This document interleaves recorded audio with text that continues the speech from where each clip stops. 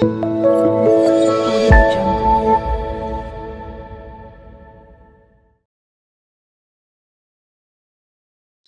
and skewness. So you saw a frequency distribution here, right? So this is a frequency distribution. So you for each of the values in your data set, you plot how many times it is repeating, right? And then let's say if you join the head of all these uh, lines, all these bars, you will get a curve something. So you'll get a curve something like this, right? If you join each of this, okay. So similarly, if you have some distribution by joining the tips of the histogram, you get a curve something like this and so on. So how do we define symmetry and skewness of these type of curves, right? So let's say if you have this kind of distribution, which is showing something like this. So you have let's say 1 2 3 4, and the values of your histogram are something like this, right? Okay, so it shows that 2 is repeated the most number of times, and 3 and 4 are repeated less number of times than 2, and so on. Okay, so you can join the tips of them and then you can construct this kind of curves.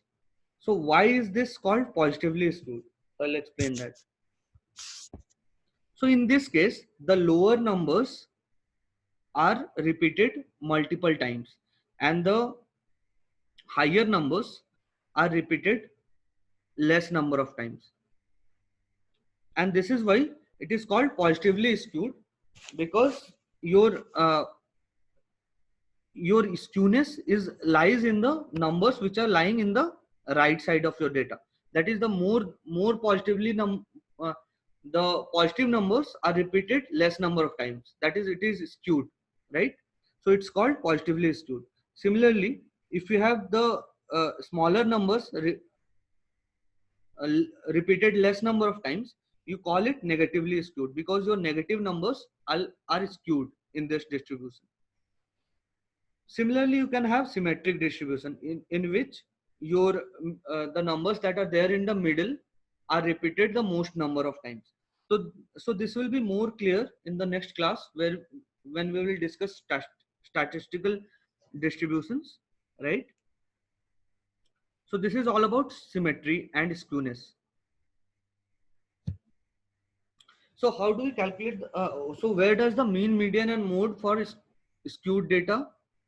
Where do they lie in the frequency distribution? So let's check that.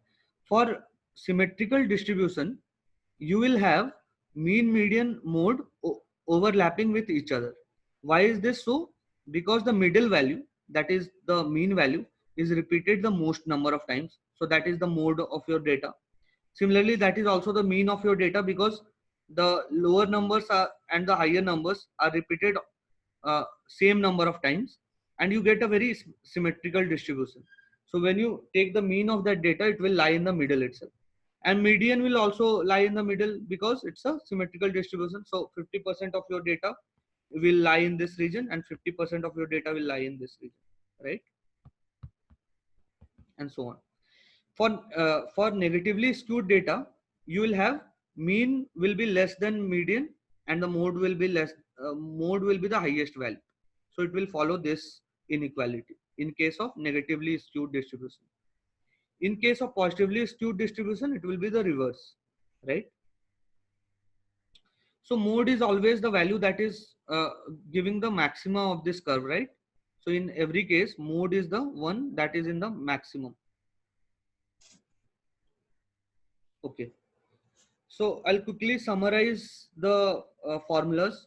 So this slide contains all the formulas. You can have a look at them. So this is the formula for calculating the for Q3 and Q1 values.